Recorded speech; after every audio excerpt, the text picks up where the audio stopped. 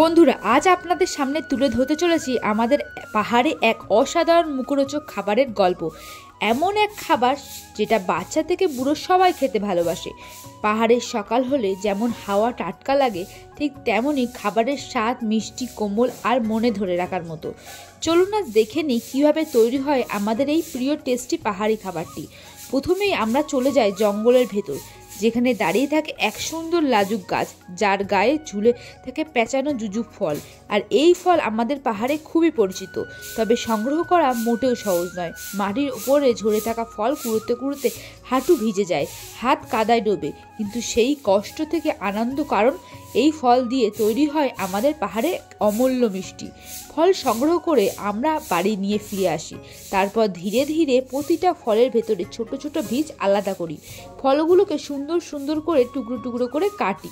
তারপর ঠান্ডা জলে ভালো করে ধুয়ে নিই, যাতে মাটির গন্ধ ও জঙ্গলের ধুলো না থাকে। এরপর লাঠির সাহায্যে ফলগুলোকে আস্তে আস্তে পিষতে থাকি। মনে হয় যেন প্রকৃতির সঙ্গে মিলেমিশে একটি নতুন স্বাদ তৈরি করেছি। পিষে ফেলা ফলগুলোকে বড় সাদা কাপড়ে রেখে ধীরে হাতে টানে ছেঁকে নিই, আর বেরিয়ে আসে গাঢ় সোনালি রস, যা হলো আসল স্বাদের ধন। এবার সেই রস ঢালা হয় পাহাড়ি বড় কড়াইতে। চুলার আগুন কমিয়ে আমরা দীর্ঘ 13 ঘন্টা ধরে ধীরে ধীরে জ্বালতে থাকি। রস ঘন হতে থাকে, তৈরি হয় একটা দারুণ গাঢ় গুড়, যা দেখলেই মন ভরে যায়। তারপর আমরা মিশিয়ে নিই আমাদের পাহাড়ি সকালে তাজা বাদাম।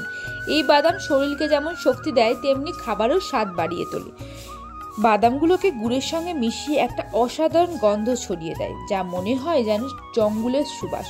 সবকিছু মিশে গেলে বড় পাতে ঢেলে ডলন দিয়ে চারিদিক সমান করে, যাতে পুরোটা একটা সুন্দর আকার পায়। তারপর রোদে দিই কিছুক্ষণ, রোদে শুকোতে সেগুলো ওপরে একটা সূক্ষ্ম সুন্দর ঝিলিক আসে।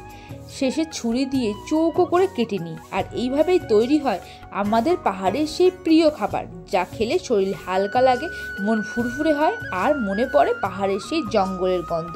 তোমরাও কি এই ধরনের টাটকা টাটকা মিষ্টি মিষ্টি স্বাদের অনুভূতি নিতে চাও? তাহলে চলে আসো আমাদের এই পাহাড়ে।